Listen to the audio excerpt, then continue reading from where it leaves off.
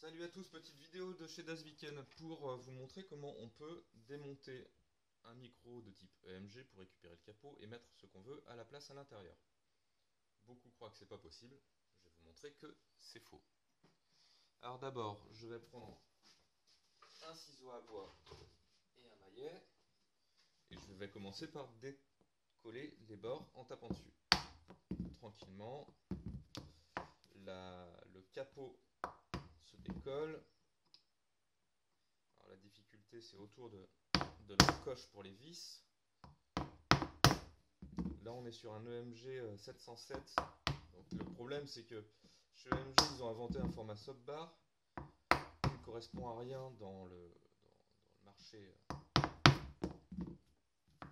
du micro pour guitare habituel. Et du coup des fois quand on est obligé de remplacer le micro pour question de son, puisque le son d'un EMG c'est le son d'un EMG et puis c'est tout, on a la difficulté de devoir recapoter le micro avec le capot d'origine. Et comme le micro est collé à la résine, il y a de grandes difficultés de le retirer. Alors, j'ai déjà réussi à en retirer un sans l'endommager. C'est assez compliqué. Voilà. Bon, là, j'ai bien décollé les bords. On va essayer de passer ensuite avec un scalpel ou un tournevis sur les côtés et de relever le tout. Ça, je pense que je ne vais pas y arriver comme ça. D'habitude, ce que je fais, c'est taper un peu sur le capot sans trop l'endommager. Vous pouvez utiliser une cale si vous voulez pour le décoller. Et là, le démouler comme un vieux cake. Bien. C'est en train de venir. Je sens que ça vient. Ouais, ça vous fait rien.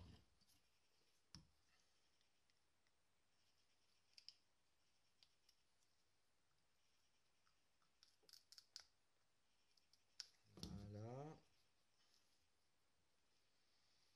Le tout, c'est de ne pas s'énerver dessus. Je vais maintenant avoir besoin de Jared. Voilà. Ensuite, il me faut ça. Ça. Et ça.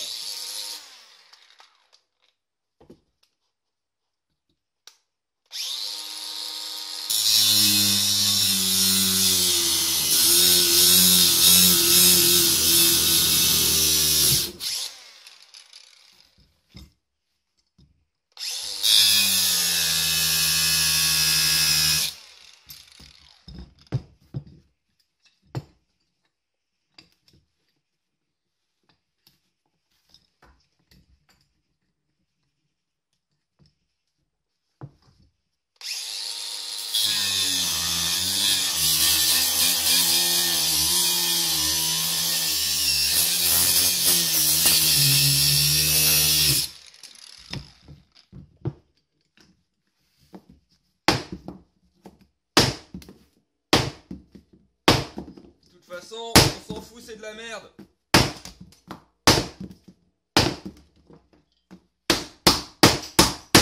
Mettez pas de EMG sur vos guitares, c'est tout. Ouais, en fait, vous pouvez me croire ou pas, mais j'ai quand même réussi à en démonter un sans le casser. Faut quand même décoller toute la couche d'époxy à l'arrière avant. C'est quand